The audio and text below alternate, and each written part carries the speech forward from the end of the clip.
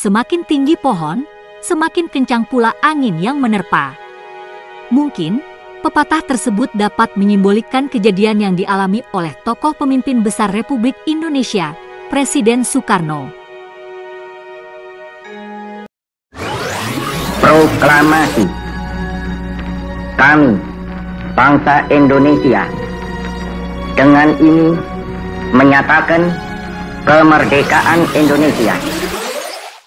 Bangsa Indonesia ingin merdeka, dan walaupun tuan-tuan halangi dengan bom dan dinamit dan meriam yang berasal dari Australia, Amerika, dan Inggris, kita akan merdeka. Kita tentu merdeka. Kita pasti merdeka sebagai matahari terbit di hari besok. Siapa yang tak kenal beliau? Seorang tokoh penting sekaligus Bapak Revolusioner Indonesia. Di balik ketenaran beliau, tentu saja terdapat pro dan kontra, ada yang suka dan ada yang membenci. Presiden Soekarno pun tak lepas dari beberapa percobaan pembunuhan terhadap dirinya. Upaya itu terjadi di saat Soekarno tengah melakukan ibadah, hingga ketika ia menemani pemimpin negara yang berkunjung ke Indonesia. Percobaan pembunuhan terhadap Presiden Soekarno terjadi beberapa kali dalam masa hidupnya.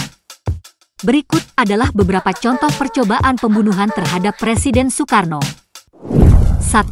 Peristiwa Cikini pada tanggal 30 November 1957, Soekarno mengalami percobaan pembunuhan dengan granat tangan di Sekolah Perguruan Cikini, Jakarta. Pada saat itu, ia tengah menghadiri ulang tahun sekolah putranya yang ke-15. Ledakan granat mengakibatkan kematian sebanyak 10 orang dan luka-luka sebanyak 48 anak. Tidak lama setelah kejadian, yakni sekitar tanggal 1–3 Desember 1957, para pelaku berhasil diringkus. Keempatnya diadili oleh Pengadilan Tentara Tinggi Jakarta dan didakwa sudah merencanakan pembunuhan terhadap Presiden. Ternyata, kejadian ini diotaki oleh GAK atau Gerakan Anti Komunis bentukan Kolonel Zulkifli Lubis. 2. Serangan granat di Cimanggis pada Desember 1964, Soekarno mengalami percobaan pembunuhan dengan granat di Cimanggis saat ia sedang dalam perjalanan dari Bogor ke Jakarta. Terlihat, seseorang mendekati rombongan dan memandang Soekarno. Tak berapa lama, orang tersebut melempar granat ke mobil yang ditumpangi Soekarno. Beruntung, Soekarno dapat selamat. Sebab, jarak pelemparan granat sudah berada jauh dari mobil Soekarno, yang pada akhirnya granat tersebut mengenai mobil lainnya. 3. Upaya penembakan saat sholat pada 14 Mei 1962, Soekarno dijadikan target penembakan saat ia tengah melaksanakan salat Idul Adha di Istana Negara.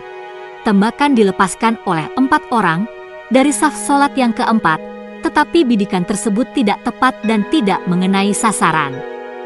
2 anggota detasemen kawal pribadi menjadi korban, serta Ketua DPR Kiai Haji Zainul Arifin terluka. 4. Penghadangan di Jembatan Raja Mandala pada April 1960. Soekarno mengalami penghadangan oleh anggota Darul Islam atau Tentara Islam Indonesia saat ia sedang dalam perjalanan dengan Perdana Menteri Uni Soviet Nikita Khrushchev ke Jawa Barat. Pasukan pengawal presiden berhasil meloloskan mereka dari ancaman pembunuhan tersebut. 5. Serangan dari pesawat pada 9 Maret 1960, Daniel Maukar, seorang letnan angkatan udara yang dipengaruhi Permesta, melemparkan tembakan dari kanon pesawat MiG-17 ke Istana Presiden. Beruntung, Soekarno tidak berada di istana pada saat itu, melainkan tengah memimpin rapat di gedung sebelah. 6. Granat Makassar pada 7 Januari 1962, Soekarno mengalami percobaan pembunuhan dengan granat di Makassar. Saat ia hendak menghadiri acara di gedung olahraga Matoangin, granat dilemparkan oleh seseorang yang tidak diketahui identitasnya, tetapi meleset dan tidak mengenai Soekarno. 7. Percobaan pembunuhan di Makassar pada Januari 1960. Soekarno mengalami percobaan pembunuhan dengan mortir di Makassar saat ia sedang dalam perjalanan menuju kota. Rombongan presiden ditembaki oleh gerombolan Darul Islam atau Tentara Islam Indonesia Sulawesi Selatan Mon peuple est nombreux, plus de 100 millions. Dalam keseluruhan, Presiden Soekarno mengalami 7 kali percobaan pembunuhan selama hidupnya, dengan 4 yang berupa upaya pembunuhan yang lebih serius dan 3 yang lebih kecil. Untung saja, Presiden Soekarno selamat dari semua peristiwa tersebut. Bung Karno pun mengenang 7 kali upaya pembunuhan kepadanya tersebut. Karena selalu selamat dalam peristiwa itu, Bung Karno menyadari ada kekuatan yang maha tinggi melindunginya selama ini.